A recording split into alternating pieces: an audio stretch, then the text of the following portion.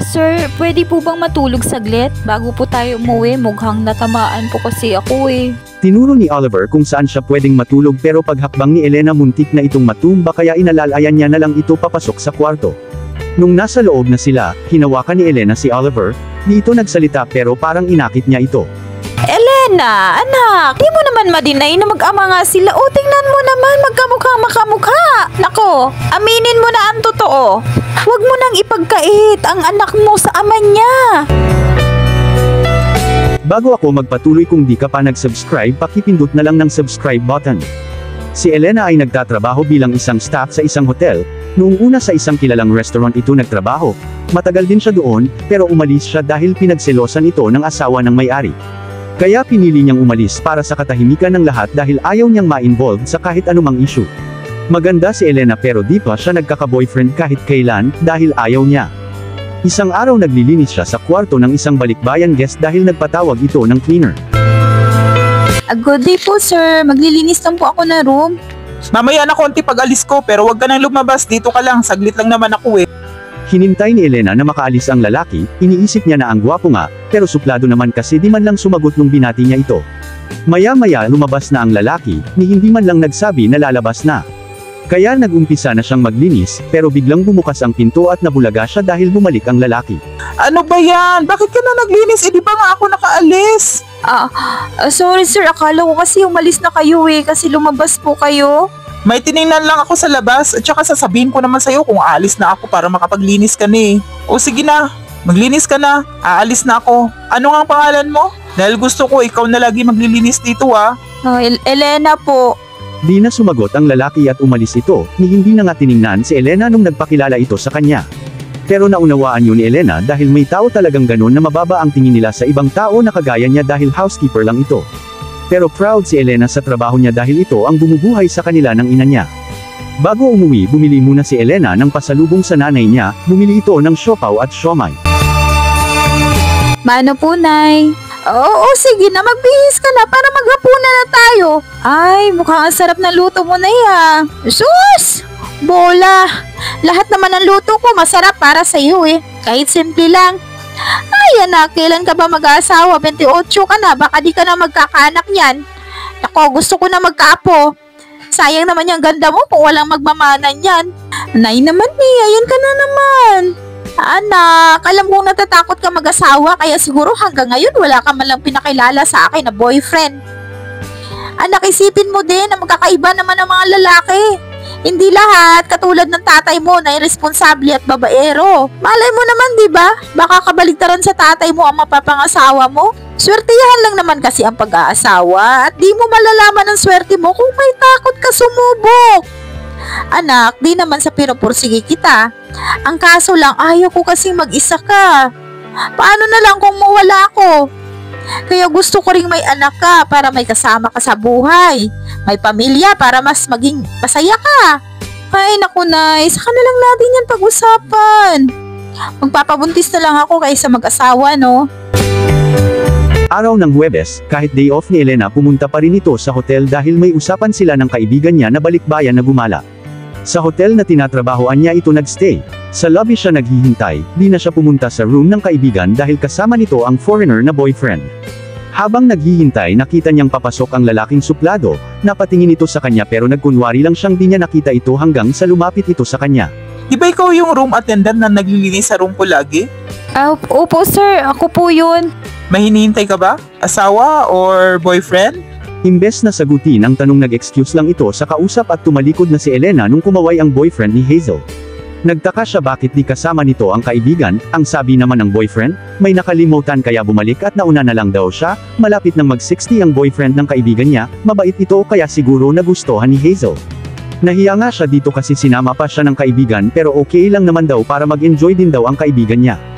Isang araw sa hotel, iba ang pinadalang maglinis sa kwarto ng supladong lalaki, kasi may tinapos pa si Elena na gawain pero tumawag agad ito sa CS at nagreklamo dahil iba ang pinadalang tao. Kaya pagkatapos ni Elena sa ginawa niya ay pumunta na agad ito sa room ng lalaki. Hello po sir. Sir, pasensya ka na, may tinapos pa kasi ako. Hindi naman excuse yan, pwede namang iba ang pumalit sa'yo sa kung ano mang ginawa mo eh. At ikaw ang pumunta dito. Oo po, next time po, di na po mauulit, sir. Huwag ka na maglinis, dito ka lang, mag-usap-usap lang tayo. Bagay pala sa'yo ang suot mo nung kailan ba yon? Yung nakita kita na nakaayos. Nagmukha kang tao. I mean, ang ganda mo. Noon ko lang napansin kasi na iba pala ang itsura mo pag nasa labas kaysa dito sa loob na naka-uniform yan. Anyway, tumawag ka sa room service. Mag-order ka ng gusto mo. Treat kita. Sir, wag na po. Wala naman akong gagawin sa'yo masama. Ano ka ba? Ano akala mo sa akin? Hindi ako papatol sa mga tira-tira. Hindi ko nga akalain na papatol ka sa matandang foreigner na yun eh. Sayang, ang ganda mo pa naman. Alam mo, kaya ang baba ng tingin ng taga-ibang bansa sa atin, lalo na sa mga Filipina kasi nakikita nila na pumapatol sa mga matatanda eh. Kahit amoy lupa na pero pinagtatyagaan pa rin dahil sa pera. Sorry pero totoo naman kasi, di ba? Mukhang pera lang naman ang mga ganong babae. Sir, kung di po kayo magpapalinis, lalabas na po ako. Oops! Nasaktan ka ba? Ganun talaga minsan ang katotohanan, mahapdi kung matatamaan ka. Huwag kang mag-alala, babayaran ko ng triple ang araw mo ngayon. Sorry sir, pero lalabas na po ako. Wala naman pala akong gagawin dito eh. Sorry to say din sir, pero oo, kailangan ko ng pera. Pero kahit i-times 10 mo pa yung sahod ko sa araw na to, di ko tatanggapin yan. Maghanap na lang po kayo ng ibang makausap dahil para sa akin, hindi naman nababayaran ng pera ang pang-aalipusta mo sa iba na akala mo walang damdamin ang kausap mo. Mayaman ka lang pero di mo hawak ang puso, ang nararamdaman ng tao. At di lahat ng tao sasang-ayon sa'yo dahil lang mapera ka. Diyan na po kayo. Di nakapagsalita ang lalaki sa sinabi ni Elena at nagulat pa nga ito dahil tinanggihan ang offer niya. Si Elena pa rin ang naglilinis sa kwarto ng lalaki pero tahimik na ito at di na rin ito bumabati sa lalaki pag pumapasok siya. Ready na rin si Elena kung irereklamo siya nito dahil gusto na nga niyang mapalitan. Pero di naman ito nagrereklamo. Isang gabi pumasok si Elena, nag-straight ito ng duty dahil may pinaghahanda ang guest kinabukasan. Pagpasok pa lang niya sa entrance nakita na niya ang supladong lalaki sa lobby, ngumiti ito sa kanya pero sinimanggutan niya ito. Nung gabing yun pinapapasok din siya sa kwarto ng supladong lalaki upang magpalat ng bedsheet dahil makati daw ito. Kakapalat lang ni Elena pero wala siyang nagawa kundi sumunod. Pagbukas niya ng pinto nakasimangot ito at nung tatanggalin na niya ang bedsheet pinigilan siya ng lalaki. No. Alam mo, ang totoo kaya kita pinatawag dahil 2 araw na lang ako dito sa Pinas. At alam kong may sama ka ng loob sa akin. Sorry kung nasaktan kita sa mga sinabi ko. Kahit totoo naman, di ba? Pero ayoko mag-isip na may nasaktan akong damdamin kaya sorry. Sana mag-smile ka naman sa akin oh. Yung katulad ng dati pagpasok mo sa room ko. Nakakaganda kasi ng araw yun pero simula nung nakasimangot ka na lagi sa akin para bang ang bigat ng pakiramdam ko. Okay po sir, mag-smile na po. Madali lang naman po akong kausap eh. Mukhang pilit naman yung smile na yan eh pero okay na yan. Oliver pala. Sorry, ngayon ko lang nasabi ang pangalan ko, Miss Elena. Sorry din pala sa friend mo at sa nasabi ko tungkol sa boyfriend niya. Bakit di mo pala sinabi na di naman pala ikaw ang girlfriend nun? Nakita ko kasi sila at nagkausap kami isang beses nung lalaki. Okay sir, buti naman po nakausap niyo po. Oliver na lang kasi. By the way, day off mo bukas, di ba? Pwede mo ba akong samahan sa Tagaytay? Don't worry, babayaran ko ang araw mo. Sana wag ka na mag-isip ng di maganda sa offer ko. Gusto ko lang kasi nakasama at the same time, tour guide din. Sir, kailangan mo pa ba yun? Oo naman. Dahil ako ang magdadrive. At ikaw ang napili kong tour guide. Mga hapon pa naman para makapagpahinga ka rin. Sige po sir. See you tomorrow na lang po. Well, lalabas ka na. Ang bilis naman. Gusto ko pa ng kakwentuhan eh. Kaso mukhang ayaw mo naman kaya okay lang. Ang boring ko talaga kasing kausap. Hindi naman po sir. Nakakailang lang po kasi guest po kayo eh. By the way, wala bang magagalit sa'yo bukas pagkasama kita? I mean, asawa, jowa, ganun. Wala naman po. Magpapaalam lang po ako sa mama ko. Trabaho din naman po yun eh. You mean, single ka pa? Bakit naman ganun? Sa ganda mong yan eh. Anyway, sige bukas na lang ha. Good night, Elena. Sige po, good night po. Kitang-kita sa mga mata ni Oliver na tuwang-tuwa itong malaman na single pa si Elena. Si Elena naman ay tuwang-tuwa din dahil sinabihan itong maganda at tila ba first time niyang nasabihan ng ganun. Pagka-uwi ni Elena di ito agad nagpahinga, nag-ready ito ng susuotin para sa lakad nila ni Oliver na para bang excited, nag-alarm din ito ng 2 oras bago ang lakad nila. Pero nauna pa itong bumangon bago pa tumunog ang alarm, matagal itong nag-ayos na para bang napaka-espesyal ng pupuntahan niya. Pagdating niya sa lobby ng hotel nandun na pala si Oliver, mas maaga pa pala ito sa kanya. Pumunta na sila sa Tagaytay, di sila masyadong nag-uusap sa sasakyan para bang nagkahiyaan ang dalawa. Alam naman pala ni Oliver ang daan dahil di na ito nagtanong pa hanggang sa nakarating sila sa lugar, mahaba din ang biyahe nila at nakatulog si Elena hanggang sa pagdating. Habang tulog, nakangiti si Oliver na pinagmamasdan si Elena, yung oras lang na yun ang mahabang pagkakataon niya para matitigan niya ng matagal ang mukha nito, at tila ba minimemorize niya ang buong mukha nito dahil di ito kumurap sa kakatitig hanggang sa magising si Elena saka pa lang siya umiwas ng tingin dito. Hala sir, bakit po tayo huminto? Hala, eto na po ba yun? Hala sir, sorry po talaga, di nyo man lang ako ginising. Actually, kararating lang natin. Tara na. Hala, napakaganda dito sir, rest house niyo po to? Ang ganda po. Katatapos lang nito, kaya wala pang gamit masyado. Gusto kasi ng parents ko na magamit ang lupa na to, kaya pinatayuan ko ng ganito. Di man kalakihan, pero pwede na. Iba talaga kayong mayayaman no, sa ganda nitong lugar at magandang bahay, sinasabi nyo lang na pwede na. Ang ganda po talaga ng location, tanaw ang buong lugar dahil napakataas dito. At ang lamig pa. Kaya perfect ang view paggabi sir. Ang ganda. Good evening po, sir, ma'am. Ready na po ang dinner niyo po. Ay, good evening din po. Sige po, Manang. May nakatira pala dito sir. Nope, caretaker si Manang Tisha dito. Diyan lang din malapit ang bahay nila. Masarap siya magluto, kaya nagpaluto na lang ako, imbis na sa restaurant pa tayo kakain. Okay po. At after kumain, we can do whatever we want. I mean, pwedeng maglakad-lakad habang pinagmamasdan ang buong view sa baba. Opo sir, ang ganda. Ang ganda talaga. Masaya ako at nagustuhan mo ang ganitong lugar. Malayo sa may ingay. At I think, napaka-romantic ng lugar, di ba? Pagkatapos nilang kumain, nag-ikot-ikot muna sila sa lugar habang nagligpit si Manang Tisha sa kinainan nila. At pumasok si Oliver sa loob at pagbalik nito may bitbit na itong wine at 2 wine glass. Medyo palagay na ang loob ni Elena kay Oliver kaya uminom din ito, hanggang sa malasing ito dahil nasarapan siya at napadami ang inom. Sir, salamat pala sa lahat. Di ko akalain na ganito. Yung bigla mo akong pinasama dito na hindi mo nga ako masyadong kilala. At sumama ka naman kahit di mo pa ako masyadong kilala. Oo nga pala no. Oo, it's a tie lang pala sir.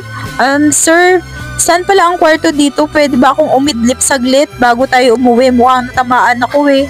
Baka mapapagalitan ako ni mama. Tinuro ni Oliver ang kung saan siya pwedeng matulog pero paghakbang ni Elena muntik na itong matumba kaya inalalayan niya na lang ito papasok sa kwarto. Nung nasa loob na sila, hinawakan niya si Oliver. Di ito nagsalita pero parang inakit niya ito. Una siyang humulit dito, at si Oliver naman ay gumaganti lang sa kung anong ginagawa nito sa kanya. Dali-dali munang nil-off ni Oliver ang pinto at bumalik sa eksena nila ni Elena, para silang sabik sa isa't isa dahil bawat haplos at hawak nila ay may diin. Nagulat si Oliver sa nalaman niya, di siya makapaniwala na siya ang pinakaunang lalaki na nakagalaw kay Elena. Kinabahan ito pero natutuwa siya dahil di niya akalain na may babae pa palang ganung parehas kay Elena. Masarap ang tulog ng dalawa hanggang sa nagising si Oliver sa sinag ng araw, pero pagtingin niya sa tabi, wala si Elena.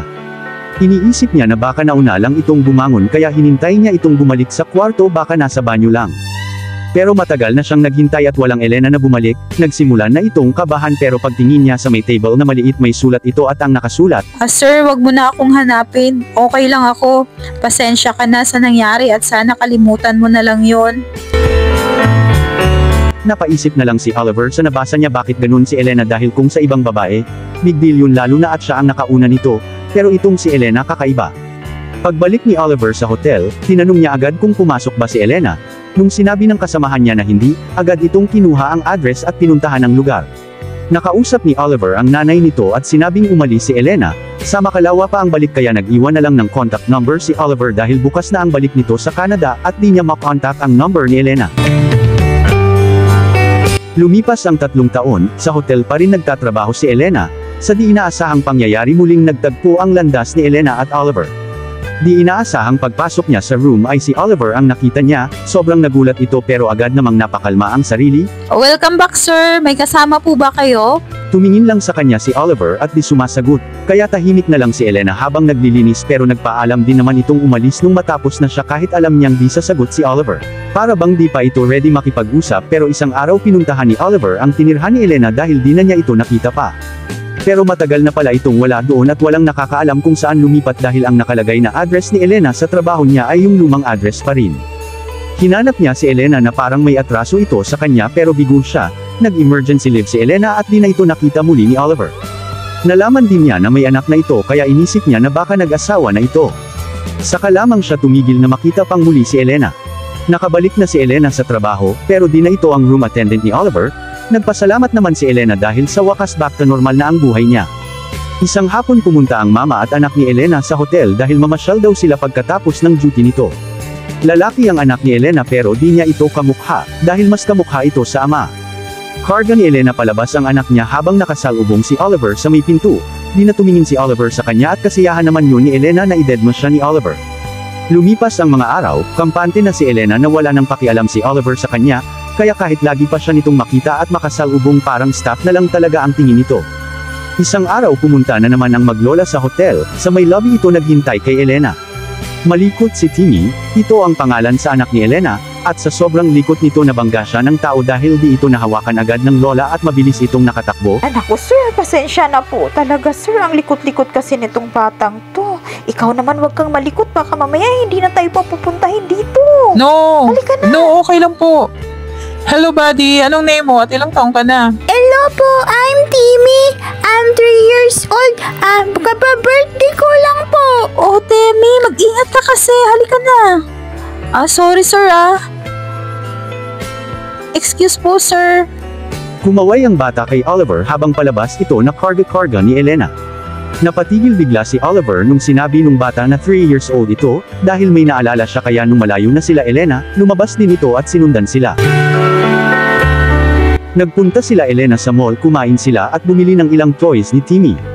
May nagustuhan itong laruan pero di binili ni Elena dahil mahal ito. Masaya na rin si Timmy sa bagong laruan niya kaya pagdating sa bahay nila agad na itong nilalaro. Nako, Temi, ang dami mo ng laruan. Yung iba, di mo na pinapansin. Naku, hayaan mo na ganyan talaga pag bata. Madaling magsawa, pero yung mga nakatago, hahalongkatin na naman niya yan. At yun na naman ang lalaruin. Pag magsawa na siya dyan sa bago niyang laruan. Magandang gabi po. Naku, sir, bakit andito po kayo? At saka di ba kayo marunong kumatok? Huwag naman po kayong ganyan na basta-basta na lang kayong pumapasok sa bahay na may bahay na walang permiso. Hinahatid ko lang naman tong laruan na gustong-gusto ng anak ko. O di ba Temi, gustong-gusto mo to? Ay, opo. Salamat po, Mama. Ito po yung turo ko sa iyo kanina. Uy, anong anak? Mag-usap nga tayo dito sa labas. Saglit lang na ya. Uy, wait lang! Wag mo naman akong hilahin! Ano bang ginagawa mo dito at ano bang sinasabi mo anak mo si Temi? Hoy, wag kang assuming Huwag ka na mag-deny. Kitang-kita mo naman eh. Kamukha ko yung bata. Para sigurado, sige, DNA test natin si Temi. 3 years old si Temi at kaka-birthday lang niya. At naalala ko, 3 years ago, sinamantalahan mo ako nang wala akong kalaban-laban. Uy, ano ba? Wag mo nga lakasan ang boses mo. Baka marinig ka ni nanay eh, nakakahiya. Totoo naman eh, inakit mo ko. Sinamantala mo ang kahinaan ko nung panahong yun. At pagkatapos mo kong pinagsamantalahan, iniwan mo ko sa ere. Hinahanap kita pero di ka na nagparamdam Uy, pa. ano ba? Tahimik na sabi eh. Tama na nga kasi. Oo. Okay. Oo, anak mo na si Temi. Sige, aaminin ko na. Pero hayaan mo na kami. Huwag mo nang guluhin ang buhay namin. Masaya na kami kahit wala siyang ama. Kaya bawiin mo na yung sinabi mo kanina. Sabihin mo na na joke mo lang yun. Ang unfair mo naman, ganun lang ba yun kadali? Alam mo, kakaiba ka eh. Yung iba nanghihingi pa nga ng sustento pero ikaw nilihim mo na may anak ako sa'yo. Ano bang akala mo sa akin di ko kaya magpakaama? Di mo nga ako kilala, Elena, at kung ano man ang masamang naranasan mo sa ibang lalaki, wag mong lahatin. Sir, okay lang naman po kami kahit walang ama si Temi. Oo, di ko po kayo kilala. Di ko nga alam kung single o may asawa na ba kayo. Pero wala po akong pakialam. Basta, wag nyo na lang po kaming pakialaman. Sorry, sir, pero di naman namin kayo kailangan eh. Maring ang di mo ako kailangan, pero kailangan ako ng bata. Di ka ba maawa sa kanya pag tutuksuhin siya ng ibang bata dahil wala siyang ama? Lalo na pagpapasok na siya sa eskwela. Mag-isip ka nga, wag kang makasarili. Ito na nga ako, oh. Andito na nga ang ama ng anak mo. Gusto kong magpakaama sa kanya kahit pa pinilit mo lang ako noon pero papanagutan ko pa rin ang bunga ng ginawa mo sa akin. Ay nako, paulit-ulit. Pasensya na pero wala talaga akong balak na sabihin sa'yo na may anak ka. Ang totoo kasi gusto ko lang ng anak at hindi asawa. Elena, kailangan ng ama ni Temi.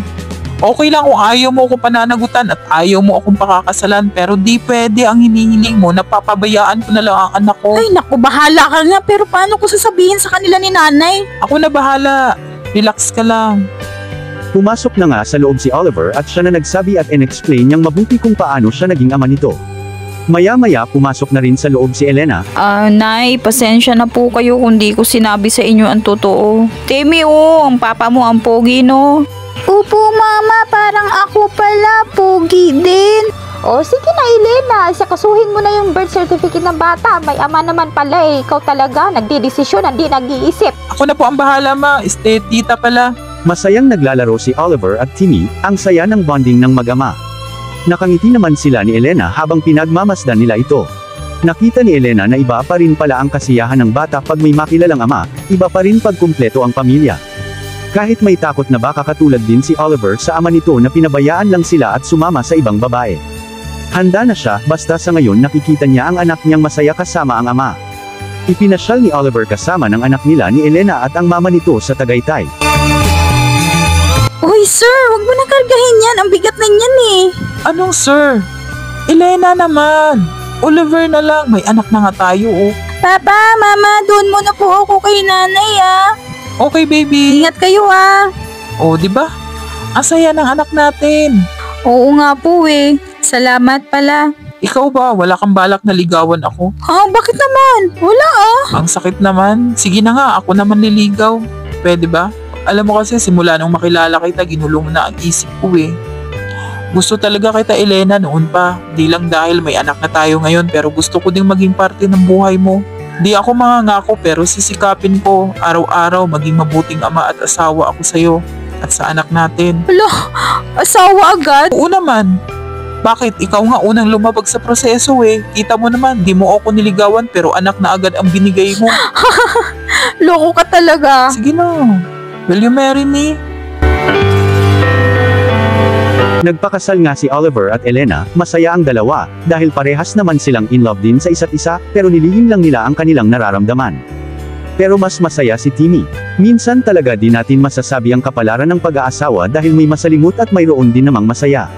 Pero ang mahalaga wag bumitaw kahit anuman ang mangyayari at pagsubok na dumating dahil nasa mag-asawa pa rin nakasalalay ang mabuting relasyon sa isa't isa at wala sa iba. Kaya kung may problema, kayong dalawa lang dapat ang maghanap ng solusyon. Salamat sa pakikinig. Kung di ka pa nakapag-subscribe, mag-subscribe na.